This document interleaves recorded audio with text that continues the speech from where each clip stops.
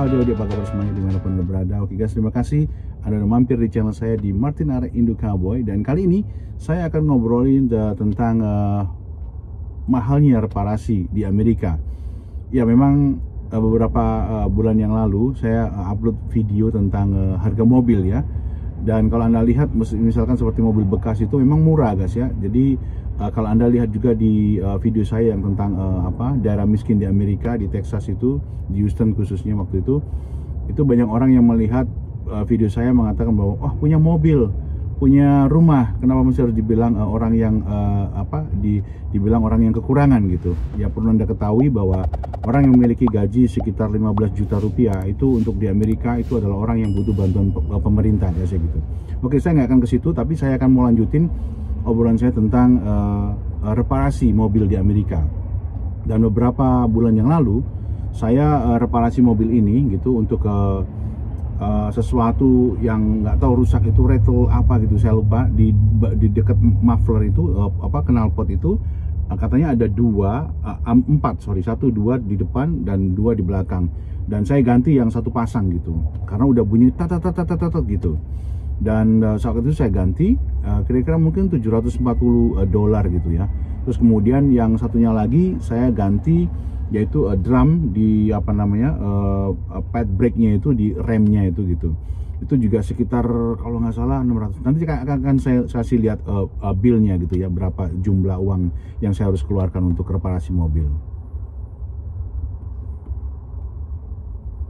Ya, untuk mobil standar itu memang di sini murah guys ya, dan bahkan kita bisa dalam hitungan bulan kita bisa membelinya mobil baru gitu ya, seperti sedan Toyota misalkan yang harganya mungkin 28.000 gitu, semacam lain. Nah, ketika kendaraan itu rusak, biasanya kalau mungkin sudah 4 tahun, nah itulah waktunya Anda harus membiayai mobil itu. Jadi memang di sini mobil ya boleh dibilang terjangkau.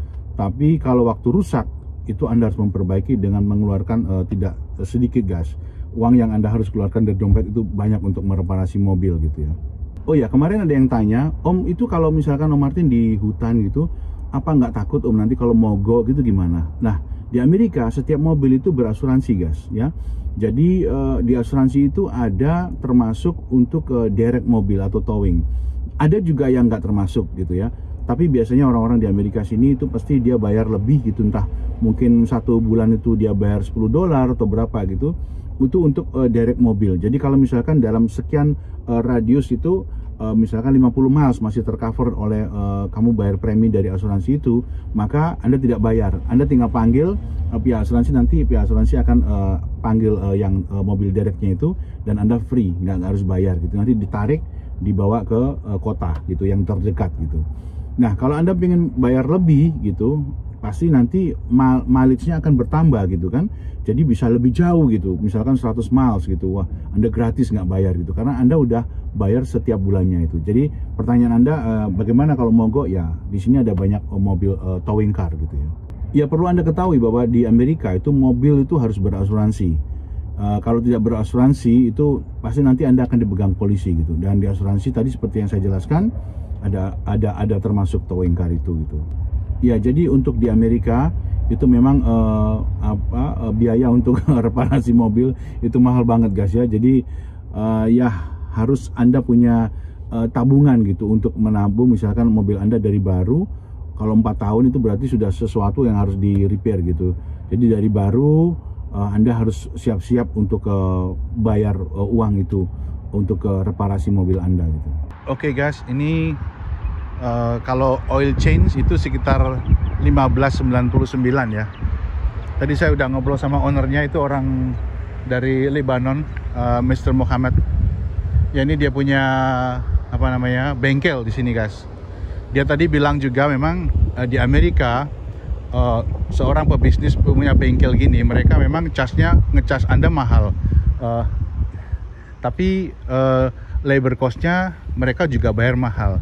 Terus kemudian orang yang dapat gaji dari dia menghabiskan uangnya ke supermarket ataupun ke toko-toko itu juga mahal. Jadi seperti semacam circle begitu guys.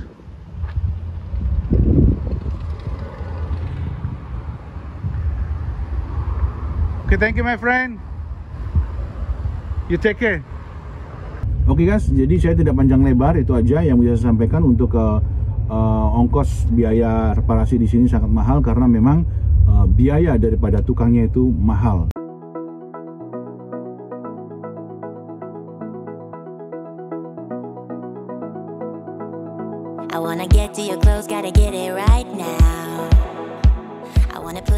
Oke guys, ini saya ada di taman di dekat Cypress Wood. Itu ada taman di sana ya. Mereka sudah itu dibikin bagus gitu ya. Tadinya mungkin ini ada danau, emang udah ada di sini. Kemudian sama mereka dibikin rapi tuh. Kalau Anda lihat di sana itu ada untuk jalan, terus sepedaan di situ boleh. Terus ada orang mancing di situ juga. Cuman di sini tidak boleh main boat sama berenang, nggak boleh. Jadi kemarin ada yang tanya, "Oh Martin, itu boleh nggak berenang kalau di danau gitu?" Ada yang boleh, ada yang tidak. Jadi tergantung. Jadi selalu ada kalau kita ke taman ataupun ke danau gitu ya, itu selalu ada tulisannya, jelas banget guys di situ. Nah ini tempat duduk kayaknya mungkin masih belum boleh nih ya. Jadi mereka diusahakan untuk menghindari direct contact gitu ya. Jadi hubungan langsung yang bersentuhan. Kalau kita duduk di sini kan nempel nih kan, nggak boleh gitu. Itu ada bekas-bekas polis line itu masih ada di situ semua. Oke, saya mau kasih tahu sama Anda, di sini tuh kalau Anda lihat nih guys ya, ini ada aturannya. Jadi kalau kita mancing boleh, tapi ada aturannya. Itu ikan bass itu kayak apa ya guys ya? Nanti kalau ini di video nanti akan saya kasih tahu gambarnya. Nah ini ada ada tulisan di situ untuk bass minimum panjangnya 14 inci, terus catfish kayak ikan lele gitu. Kalau catfish sih no minimum length gitu. Jadi it doesn't matter gitu. Daily bag limit 5 catfish per day. Jadi satu hari itu kamu hanya dibatasi mancing untuk 5 gitu, 5 ekor, nggak boleh lebih. Terus yang lain-lainnya gitu. Oke? Ada aturannya semua di situ ya. Nah ini udah tulis jelas di sini nggak boleh bawa boat sama swimming. Terus di sini ada aturan lagi di sini tuh, kalau Anda bawa anjing, ini park rule-nya, dogs must be leashed at all times on park property. Jadi kalau Anda membawa anjing di sini itu harus pakai tali guys, tidak boleh dilepas begitu aja. Nanti kalau gigit orang kan bahaya. Taman-taman di sini itu selalu dilengkapi dengan yang namanya tong sampah. Dan ada plastiknya guys ya. Jadi ada plastiknya. Ini akan diambil mungkin mungkin setiap 2 hari sekali atau apa. Nah itu ada sampahnya di situ. Masih sedikit, tidak terlalu banyak. Tapi yang jelas kita nggak boleh buang sembarangan. Nah ini ada Mas Edi lagi olahraga. Ya kalau kita lihat itu, Anda bawa pancing boleh guys di sini. Boleh mancing. Ini agak panas sih, tapi it's okay. I get so caught up in the middle, thinking of drowning in those blue eyes. I'm losing sight cause I am falling. I'm so deep down. Oke guys, kalau Anda lihat ini di sini ya, ini ada gambar untuk golongan orang-orang yang misalkan mereka mau parkir mobil dan ketika Anda melihat logo ini, berarti ini adalah golongan orang-orang yang difabel ya. Jadi perlu diberikan tempat khusus gitu. Nah, kalau Anda lihat ini, di sini ada sign. Ini reserved parking dengan logo seperti ini, guys. Ini Anda tidak boleh sembarangan. Kalau Anda yang mobilnya tidak ada logo seperti itu, berarti Anda adalah golongan yang berbeda daripada yang golongan difabel ini.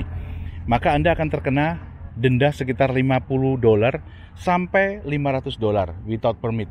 Jadi kalau Anda tidak memiliki permit, biasanya itu di gantungan kalau kita lagi nyetir mobil itu kan di atas ada kaca ya kan, untuk melihat ke belakang itu digantung, ada tandanya itu guys, ada tanda gambar ini guys. Ini untuk difabel ini. Jadi kalau Anda ada tandanya itu, polisi lihat Anda parkir di sini, berarti Anda berhak parkir di sini gitu ya. Nah, itu disediakan, pasti ada 2 atau 3 kayak gitu tuh. Terus lagi ada satu ini guys. Nah, ini di sini. Terus satu lagi saya juga lihat ada di sana, di daerah sana itu ada lagi satu di sana, dua kalau nggak salah gitu ya. Jadi memang seperti itu setupnya. Saya tahu beberapa kali di tempat-tempat diparkir dimanapun di Amerika Serikat di sini itu selalu ada tanda sign seperti itu gitu.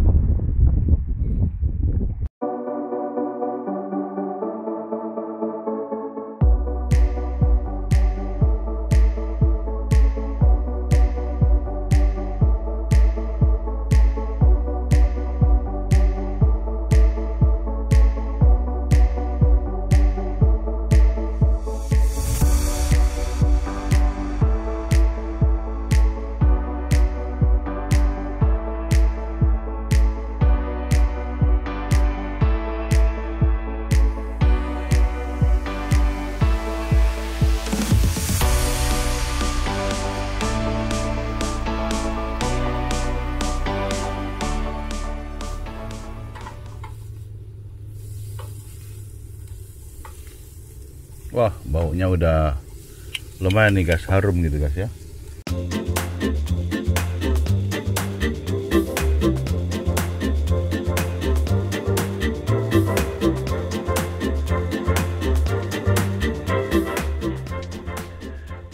Oke guys, ini udah selesai.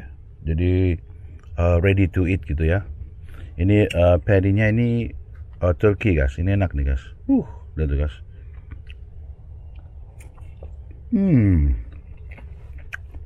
Oke. Ini isinya 8 patty. Jadi tadi harganya $3 something gitu. Enak nih guys. Ini turkey ayam kalkun. Buat yang berpuasa tolong di skip. Tapi yang lagi berada di benua lain sedang berbuka puasa, selamat berbuka puasa ya. Ini aku usahakan memang tiap pagi orange juice terus guys. Jadi biar stamina-nya oke.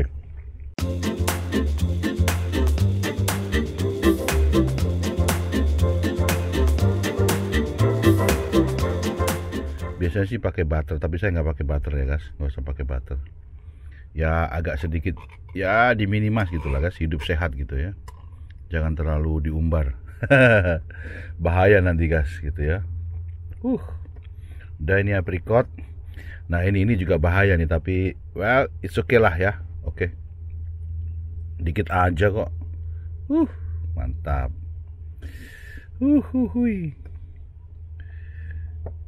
Aduh, saya senang ini apa? Peanut apa? Nutella.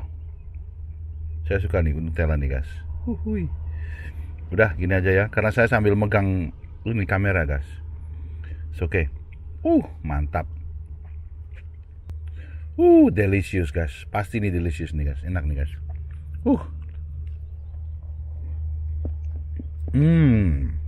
Enak sekali. I met him on a sunny day in late July, and everything turned upside down. I almost lost track of time as weeks went by. I couldn't get him off my mind. I told him I want that great love, like standing in the middle of a bonfire. You don't know how you got there, but you hold tight, knowing that you can't get burned. Just tell me how we